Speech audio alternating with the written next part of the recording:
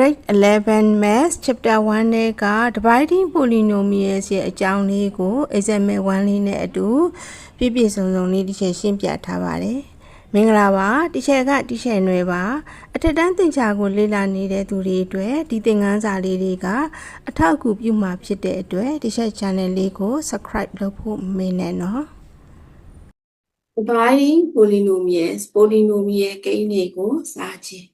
အဲ့တော့ကိန်းတန်းတွေကိုစားတဲ့အခါမှာကျတို့မှာနှစ်နည်းရှိမယ် long division နဲ့ synthetic division ဆိုပြီးရှိမယ်အဲ့တော့ဒီ polynomial ကိန်းတွေကိုစားတဲ့အခါမှာပေါ့နော်ဒီချက်တို့သတ်မှတ်ထားတာလေးကိုကြည့်ရအောင်နော်ဒါ x ပါတဲ့ကိန်းတန်းပေါ့နော်သူ့ကိုစားမယ်ဆိုရင်ဒီမှာတော့ကျတို့ရဲ့ t ကိန်းပေါ့နော် t ကိန်းရဲ့ကိန်းတန်းကို f of x လို့သတ်မှတ်မယ်နောက်စားကိန်းရှိမယ် divisor d of x ရှိမယ်စားလတ် quotient q of x ရှိမယ်နောက် remainder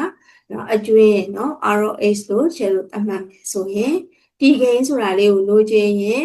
စားကိန်းနဲ့စားလတ်နဲ့မြောက်ပြီးတော့အကျွင်းနဲ့ပေါင်းမယ်အဲ့ပထမဦးဆုံးဒီ long division အတွက်ကျတို့ example 1လေးကိုကြည့်ရအောင်နော်အလေးကတော့ကျတို့အရှိစားနည်းအတွက် example 1လေးပေါ့နော်မဆိုလို့ရှိရင်ကျတို့ကိန်းတန်းရှိမယ် 2x4 + 3x2 + 5x - 1 လေးကို x square - 2x + 2 လေးနဲ့စားမယ်ပေါ့အဲ့တော့ဒါကကျတော့အရှိစားနည်းလေးနဲ့ပြထားတာဖြစ်တယ်ဒီမှာဆိုလို့ရှိရင်တော့ဒီကျတို့ဒီ 2x4 + 3x2 + ပြီးရင်သူ့ရဲ့ကိန်းတန်းမှာကနှစ်ထပ်မပါဘူးအဲ့ဒါစားတဲ့အခါကျတော့ဒီကျတော့ဒီနှစ်ထပ်ကလိုအပ်တယ်ဒါကြောင့်မို့လို့နှစ်ထပ်ရဲ့နေရာလေးမှာကျတော့ 0x square လို့ရေးထားလိုက်မယ်ပြီးမှ +5x - 1 ဆိုပြီးရေးမယ်ပြီးရင်ဒီဘက်ကစားကိန်းလေးနဲ့စားမယ်ပေါ့နော်ပထမဦးဆုံးတော့ 2x square လို့အတီဝင်လိုက်မယ်ဒီမှာရှိနေတဲ့စားကိန်း3ခုနဲ့မြောက်မယ်ပေါ့နော်ဆိုတော့အဲ့ဒီမြောက်လိုက်တဲ့အခါဒီကိန်းတန်းလေးမှာနှုတ်တာဖြစ်တဲ့အတွက်ကြောင့်ဒီအောက်ကကိန်းတန်းလေးနေရာလေးမှာကျတော့လက္ခဏာလေးပြောင်းပြီးနှုတ်မယ်နော်နောက်တစ်ခါဒုတိယအဆင့်မှာတော့ဒီမှာက plus ဖြစ်နေတဲ့အတွက်နော်သူ့ကိုခြေတို့က +7x လို့အတီဝင်လိုက်တယ်ပြီးရင်ဘက်ကစားကိန်းလေးက3ခုနဲ့မြောက်မယ်ဟုတ်ပြီနော်အောက်ကကိန်းတန်းလေးကိုခြေတို့ကအနှုတ်ဖြစ်တဲ့အတွက်ကြောင့်လက္ခဏာလေးပြောင်းမယ်ဟုတ်ပြီနောက်တတိယအဆင့်ကလည်း +10x square ဖြစ်နေတဲ့အတွက်ခြေတို့ +10 ဆိုပြီးတော့အတီဝင်လိုက်မယ်ပြီးရင်ဒီဘက်က3ခုနဲ့မြောက်မယ်ဆိုတော့ဒီမှာဒီအောက်ကကိန်းတန်းလေးကိုခြေတို့ကနှုတ်ချင်းတဲ့အတွက်ဒါဖြစ်တဲ့အတွက်လက္ခဏာလေးချိန်လိုက်တဲ့အခါမှာအကျွင်းက 11x - 21ဆိုတာလေးရဟုတ်ပြီနော်အဲ့တော့ဒီအခြေစားနည်းဆိုတာလေးကတော့အငယ်တန်းလေးဒီမှာလည်းခြေတို့တွက်ခဲ့ပြီးသားဖြစ်တဲ့အတွက်ဒါအသေးစိတ်မရှင်းပြတော့နော်အဲ့တော့ဒီခြေပြောချင်တာကဘာလဲဆိုလို့ရှိရင်နော်ဒီခြေတို့ရဲ့ဒီစားလတ်တွေစားကိန်းတွေ remainder အကျွင်းတွေကိုသတ်မှတ်တာလေးကိုခြေပြောမှာဖြစ်ပါဒါဆိုလို့ရှိရင်နော်ပထမဦးဆုံး 11x -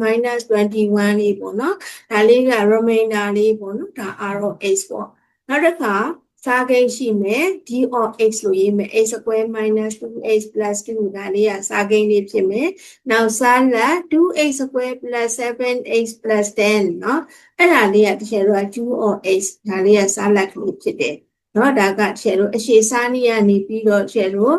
စားကိန်းစားလတ် remainder လေးကိုသတ်မှတ်တဲ့သင်္ကေတလေးနဲ့တကယ်တွဲပြီးရှင်းထားတာဖြစ်ပါတယ်အခုဒီကပြောချင်တာကတော့ဒီအကျွင်းနဲ့ဆိုင်တဲ့ဟာပေါ့เนาะဆိုတော့အကျွင်းနဲ့မှာတကယ်တို့ရဲ့ကိန်းတန်းတွေကိုစားလိုက်တဲ့အခါမှာ0ကျွင်းတာလည်းရှိတယ်ဒါ0ကျွင်းတယ်ဆိုရင်တော့ဒါတကယ်တို့ကစားလို့ပြတ်တယ်လို့ခေါ်တာပေါ့เนาะ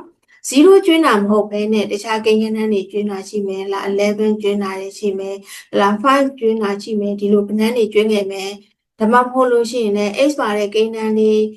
တစ်ခုကျွင်းနေတာလည်းရှိမယ်ပေါ့เนาะဒါဆိုလို့ရှိရင်တော့တကယ်တော့ဒါဒီစားလို့မပြတ်ဘူးလို့ခေါ်တာပေါ့เนาะအဲ့တော့ x ပါတဲ့ကိန်းတန်းလေးဒါတကယ်တော့ကျွင်းနေဆိုလို့ရှိရင်ကိန်းတန်းတိုင်းမှာတကယ်တော့ degree အဆင့်ဆိုတာရှိတယ်အဲ့တော့အကျွင်းမှာရှိနေတဲ့ကိန်းတန်းလေးရဲ့ degree အဆင့်တွေ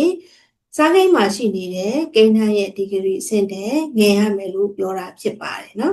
ဆိုတော့ r of x = 0 or the degree of the remainder r of x is less than the degree of the divisor d of x เนาะအဓိကပြောချင်တာကတော့ဒီအကျွင်းဟာစားကိန်းတဲ့ငယ်ရမယ်လို့ပြောတာပါအဲ့တော့ဒီမှာဆိုလို့ရှိရင်ဒါရှေ့ကရှင်းခဲ့တဲ့ example 1လေးတွေကပေါ့နော်ဒါလေးကစားကိန်းပေါ့နော်